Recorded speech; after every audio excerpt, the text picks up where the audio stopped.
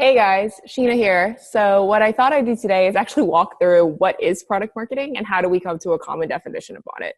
Now, I know some of you are already in product marketing or have had product marketing at different companies that you've actually worked with, but this is a common definition that I've seen at companies here in tech and specifically in Silicon Valley.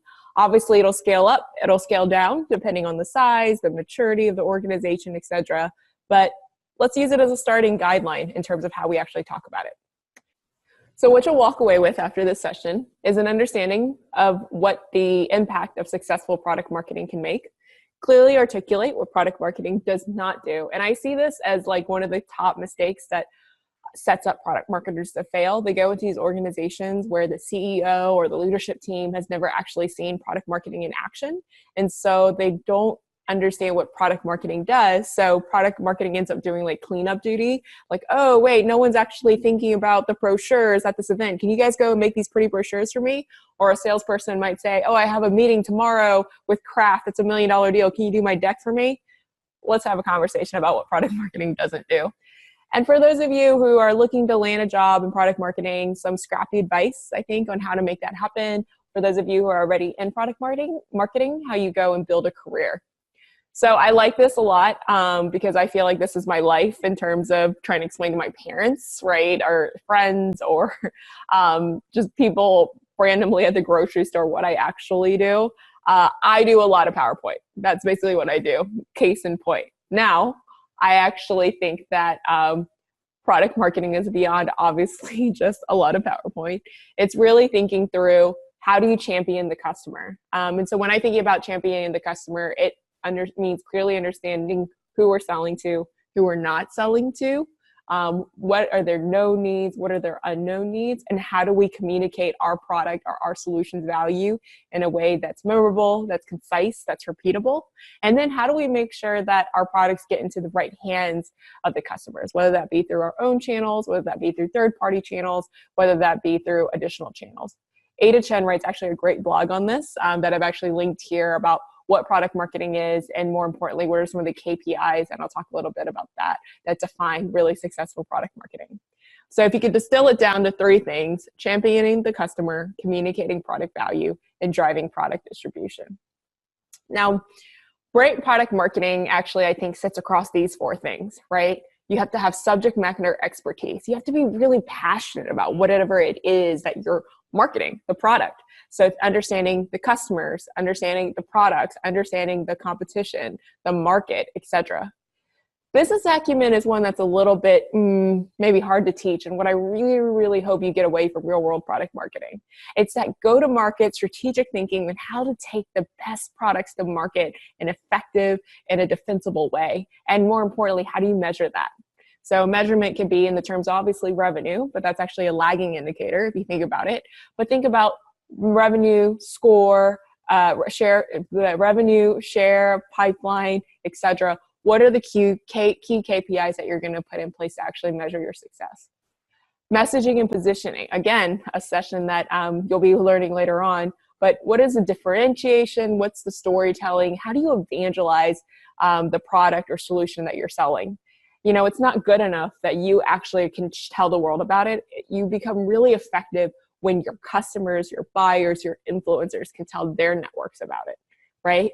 That's what influencer marketing is. But in order to really get to that strong messaging and positioning, you have to have a clear, concise, memorable message that other people can tell for you. Lastly, there's influence and collaboration. So if you think about the cross-functional nature of product marketing, you basically sit at the trifecta of product management, product marketing, sales, and demand gen, right? There's this trifecta that product marketing is sort of the glue in bringing all these organizations together.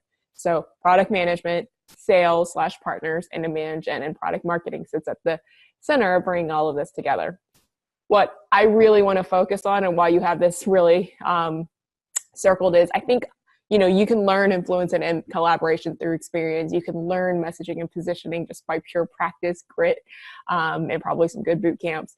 And subject matter expertise, obviously, if you just have passion and you're willing to put in the time, you can basically learn that. But business acumen is one that I think that's harder to teach. And I'm a real big believer that the case method can really help bring business acumen to people who are looking to learn. So what does product marketing include? We talked really a lot about who are you selling to, understanding the buyer, the persona, how do you storytell, how do you create thought leadership for presentations and keynotes, how do you tell the market about what you're doing? Product concept testing, market feedback, roadmap influencing, product marketing strategy, segmentation, targeting, positioning, pricing, and packaging. So the three questions I'd always like to ask myself as a product marketer is, do I clearly understand who I'm selling to? Do I clearly understand what I'm selling? And then more importantly, do I know what's the right distribution strategy to then get that product to market? So who I'm selling to, understanding the buyer, understanding that who is not a good fit as a buyer, what I'm selling, the actual product, giving feedback, creating roadmap feedback, thinking about strategy in terms of packaging, in terms of pricing, in terms of segmentation, et cetera.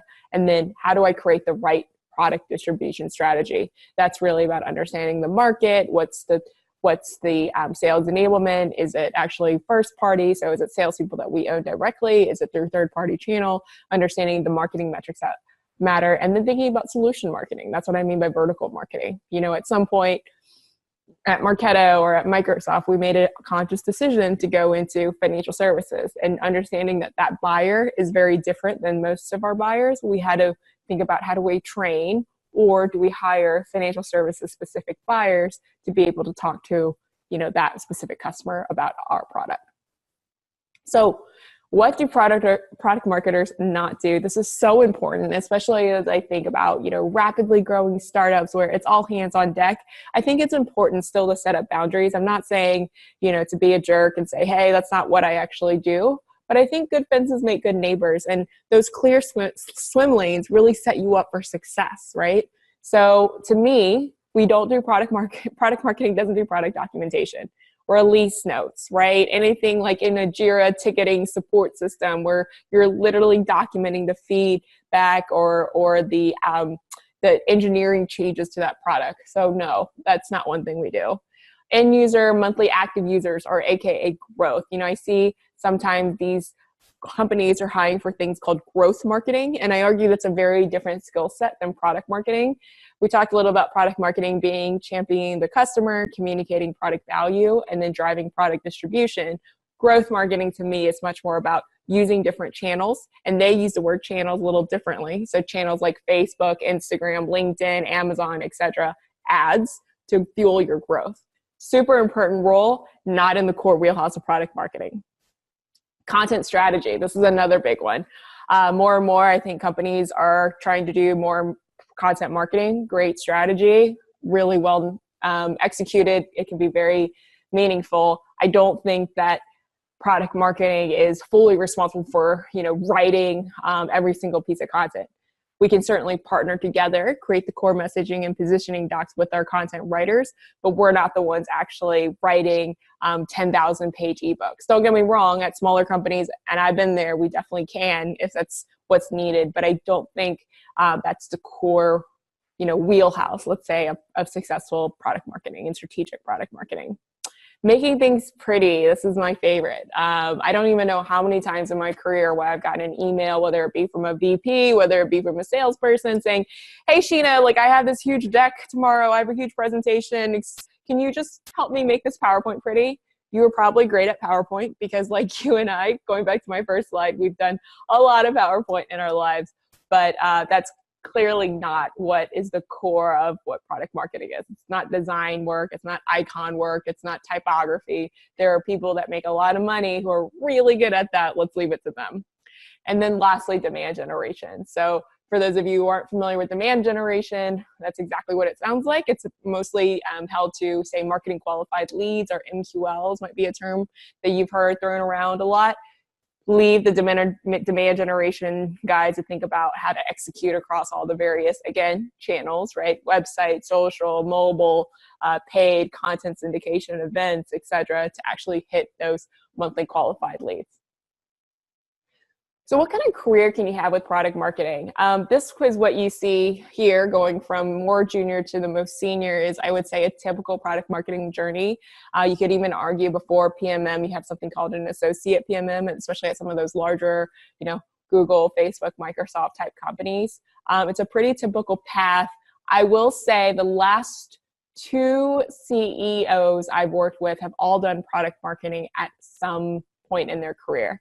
And I think the reason is because of that business acumen, that ability and that need to be strategic and bring new products to market.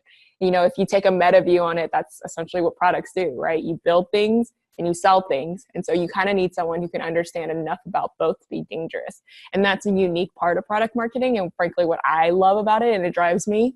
Some other options for you to think about are COO, content marketing, demand generation. I mean, obviously there's no clear path, right, for product marketing, but I just wanted to share kind of a very common path that I've seen at multiple companies that I've worked with now. And here's what a product marketing organization kind of looks like. Say you want to really become a specialized product marketer and you one day own an organization. Here's what it looks like. At a larger company, you could argue, where each of these functions is owned by one person, or at a smaller company when maybe one person straddles 2 or 3 different functions. So you generally have a head or a VP of product marketing. And then I call it inbound or outbound. So there's this concept of like technical product marketing, which is inbound in the sense that your main customers are inside the company. So that would be, say, product managers and engineers. And then outbound is that most of your customers inside the company are focused outwards. So that would be sales, that would be demand gen, that would be partner teams, etc. Now, underneath inbound and outbound, or like I said, you might hear the term technical product marketing or segment product marketing. I call these vertical support functions that really drive deep into what we actually do. So that's competitive intelligence, right? Who are our competitors? What are they doing? How do they price? How do they talk about themselves? How do they position themselves against us? Content marketing, channel partner marketing, pricing, packaging, and then services marketing. Services would be once you actually sell the product, what are the materials? How do we train the salespeople? How do we train the customer success individuals to actually upsell our services into that customer? Now, a team that we work very, very close with that don't necessarily sit inside product marketing is like sales enablement or customer success enablement. This is basically when the company hires a brand new salesperson or a brand new customer success person, how do we 30 to 60, 90 day enable them to be successful, to be productive quickly? Often that can sometimes sit in product marketing, but often I find that we kind of partner with that role, and that role can sit in sales or customer success. All right, this is a brief overview of what product marketing is. Hopefully you learned what product marketing and the impact of it can be around that business acumen especially, and how critical I think it is in terms of world-class product marketing.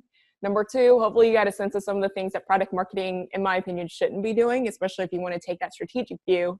And then lastly, a little bit of how you could grow your product marketing career should you want to really specialize in this function, and a little bit more about how we work with other teams. If you have any questions, contact information there. Bye, guys.